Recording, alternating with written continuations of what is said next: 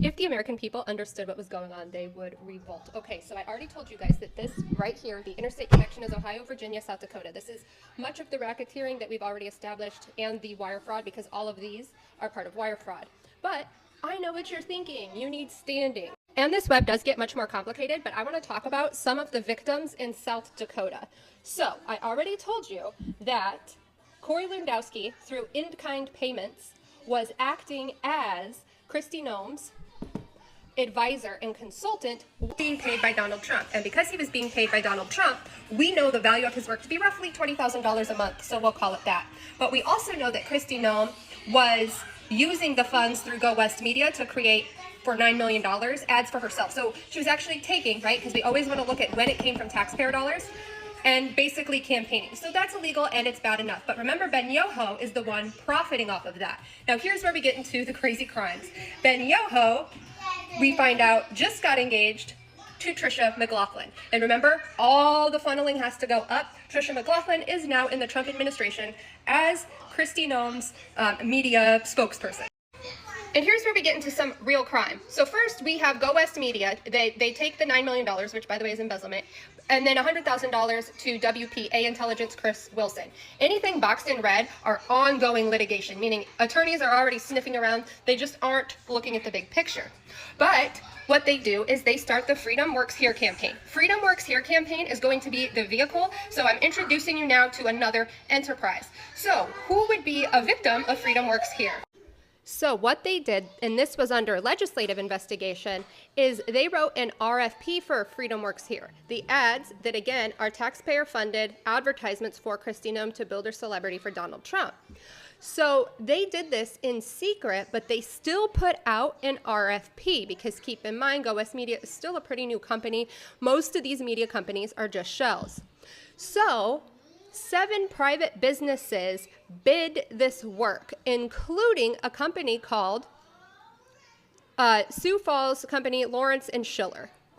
This was the bid put in by Lawrence and Schiller, but keep in mind the entire process was fake. So while Lawrence and Schiller and the other 6 companies are all kind of defrauded in that sense, they had their intellectual property stolen. She allowed WPA and Go West Media to see all of the bids and then stole their idea verbatim, like everything is the same. So they're not only out the money for bidding, but all of the work that went into those sketches in creating this campaign, because it is now intellectual property and labor they can never use again to profit from. So in the case of Lawrence and Schiller, I'm not sure the current status of the case, but I do know it was surface level, not RICO. And this is a violation of the Defend Trade Secrets Act, or DTSA, which in and of itself doesn't warrant a RICO case, but it can be a predicate case as long as you're committing other crimes, which brings us to extortion and embezzlement. Now keep in mind, none of this would have happened if it weren't for the in-kind payments to Corey Lewandowski, the outgoing funds to Go West Media, and the vehicle that is Freedom Works Here. So this is where we have extortion and embezzlement, even though I would argue that these guys are also guilty, because after taking our taxpayer funds to campaign for herself, she asked private companies in South Dakota to donate $10,000 each to be featured on her social media campaign. Now, why is this important? Because as I'm making the argument that Kristi Noem was also giving in-kind payments, right, in the form of celebrity, we now have her selling, basically, herself to advertise for people. She was also doing this for free on Go West Media's page, which is very illegal. There's a case about that. But she got $250,000 from private businesses to donate to ads just about her to Freedom Works Here. The problem is none of these companies ever got employees. So they were asked to give money in exchange for her to recruit employees and residents to their community, but she was completely unable to do so. We don't know all of the companies, but we do know some CEOs that backed it, like Michael Pokorny. He's the CEO of Aberdeen Development Corps. So I'm also going to argue that the McCook Lake victims are directly impacted by Freedom Works Here. Now, Freedom Works Here meant that we had to warrant this workforce housing. What's going on with workforce housing is so bad that unless I have good legal representation, it would be against my own safety interest to tell you everything I know about workforce housing, but I can tell you it involves obstruction of justice and embezzlement. It did involve human trafficking, but that RICO case was already tried, and yes, they were charged. But then we need to look at the transaction to Transition Studios, because she took taxpayer funding to Transition Studios, which the Dakota Scout was looking into, in order to create a documentary about her. And this was in order to kind of amp her up as somebody that would, you guessed it, be good in the Donald Trump administration.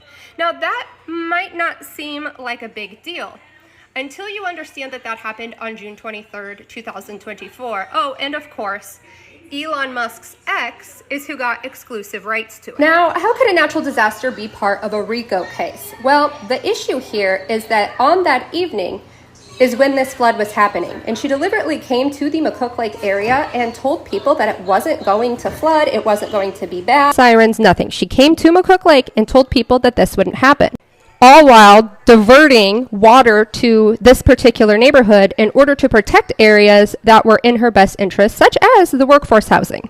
But the real predicate case here has to deal with bribery and obstruction of justice, as well as those in-kind payments from Corey Lewandowski.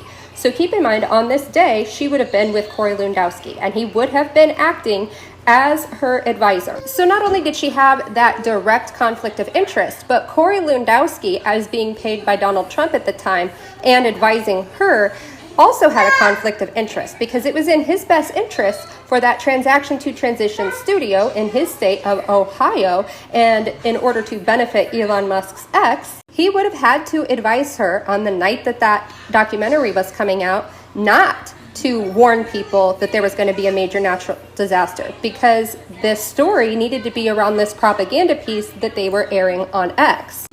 Additionally, there are direct links to workforce housing and Corey Lewandowski. It's a long story. But something else really interesting happened in the McCook Lake community. Not only did she not warn people, not only did she divert water to this McCook Lake neighborhood, but she refused to call a declaration of an emergency for several months. And part of that was because she has always used the operation of, hey, we're not going to take federal funding because that means federal investigation, which has always gotten her in trouble.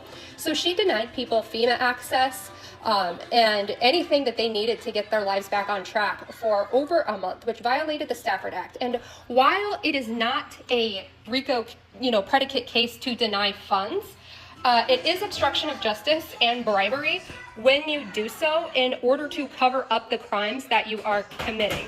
So here is where we get to the bottom, how they get the funding going upward, and then it gets a lot tighter and scarier over here. I'll do that part later. So let me know if you want more. This is how I prepare for articles and trace things. I put a lot of work in, and I'm not necessarily sure why, but this is how I organize my thoughts. You could always click the orange card. A lot of school supplies like this Sharpie in there. That will help push the message out, even if you don't buy. Otherwise, maybe I should just start selling these posters. I don't know.